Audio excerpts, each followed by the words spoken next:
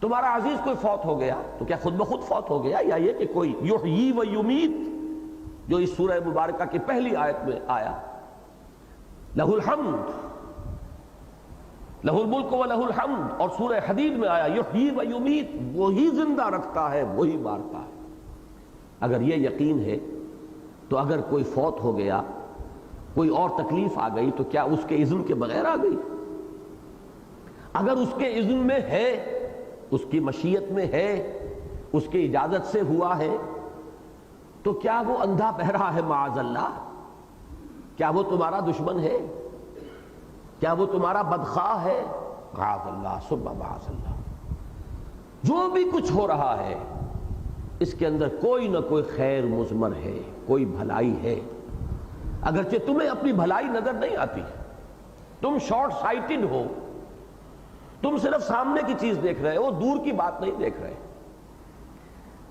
عسیٰ ان تحبوا شیئا وہو شر لکم وعسیٰ تکرہوا شیئا وہو خیر لکم۔ ہو سکتا ہے کہ کوئی شے تم پسند کرو درحال کہ اس میں تمہارے لیے برائی ہے، شر ہے، اور ہو سکتا ہے کہ کوئی چیز تمہیں ناگوار ہو اور حقیقت میں وہی تمہارے لیے خیر ہو۔ واللہ یعلم وانتم لا تعلمون، اللہ جانتا ہے تم نہیں جانتے۔ اب دیکھیے ایٹیچیوڈ بدلے گا، جیسے جیسے یہ حقائق انسان پر منکشف ہو رہے ہیں، اب اس کا ان حوادث، ان واقعات، ان مصائب، ان مشکلات، ان تکالیف کے بارے میں نقطہ نظر بدلتا چلا جائے گا۔ اس میں اب شکوہ اور شکایت اور جھنجھلاہٹ نہیں ہوگی، بلکہ وہ کیفیت پیدا ہوگی جس کا نام ہے تسلیم و رضا۔ جو ہو رہا اس کائنات میں بغیر اذن رب نہیں ہوا، چاہے کتنے ہی واسطوں سے ہو کر ہوا ہو، کتنے ہی سلسلہ اسباب درمیان میں انٹروین کر رہا ہو، اصل مسبب الاسباب اللہ ہے، اس کے اذن کے بغیر پتہ تک جنبش نہیں کرتا۔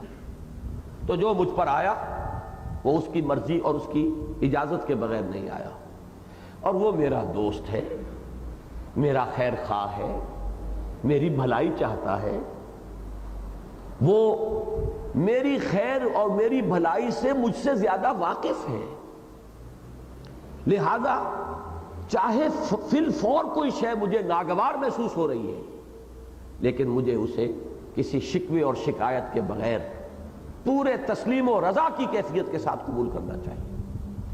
یہ ہے ایمان کا پہلا نتیجہ ان حوادث کے بارے میں کہ جو انسان پر وارد ہوتے ہیں۔ اگرچہ لفظاً دیکھیے یہاں آیا ہے ما اصاب من مصیبت،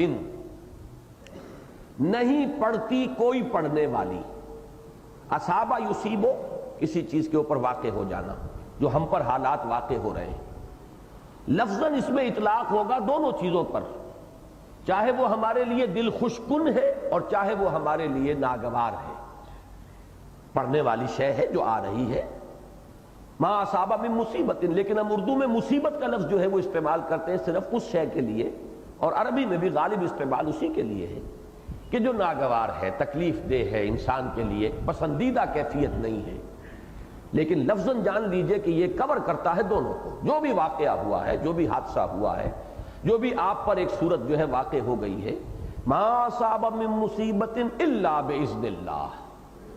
اگر آپ مانتے ہیں کہ اللہ قادر مطلق ہے، اس کائنات کا کنٹرول اس کے ہاتھ میں ہے، سورہ حدید کے الفاظ یاد کیجئے، هو الذی خلق السماوات والارض فی ستۃ ایام ثم استوى علی العرش، تخت حکومت پر متمکن ہے۔ سورہ سجدہ جو حضور صلی اللہ علیہ وسلم جمعے کی صبح فجر کی نماز میں پڑھا کرتے تھے، یدبر الامر من السماء الی الارض، مدبر وہ ہے، تدبیر ہے اس کی، اگرچہ اس کی تدبیر بڑی لمبی ہے، اس کی بڑی لانگ پلاننگز ہوتی ہیں۔ تمہاری تقویم جو ہے، تمہارا کیلنڈر بڑا چھوٹا ہے، تم بہت گھبرا جاتے ہو، اللہ کا دن جو ہے وہ 10,000 برس کے برابر ہے، اللہ کی تقویم اور پلاننگ اسی کے حساب سے ہے۔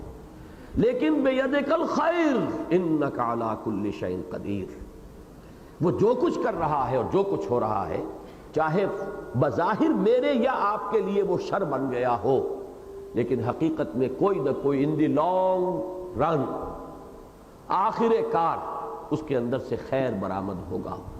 لہذا جو بھی ہو ہر چے ساقی ماریخ عین الطاف است، سرے تسلیم خم ہے جو مزاج یاد میں آئے۔ کوئی شکوہ، کوئی شکایت، کوئی جھنجھلاہٹ، کیوں ہو گیا، کیسے ہو گیا، کس نے کر دیا؟ ہاں اے فلک پیر جواں تھا ابھی عارف، کیا تیرا بگڑتا جو نہ مرتا کوئی دن اور؟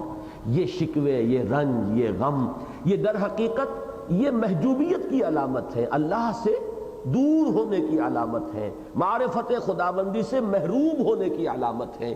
جہاں ایمان آئے گا اور یقین ہوگا کہ پتہ تک اس کے اذن کے بغیر جنبش نہیں کھاتا، وہاں تسلیم و رضا کی کیفیت ہوگی۔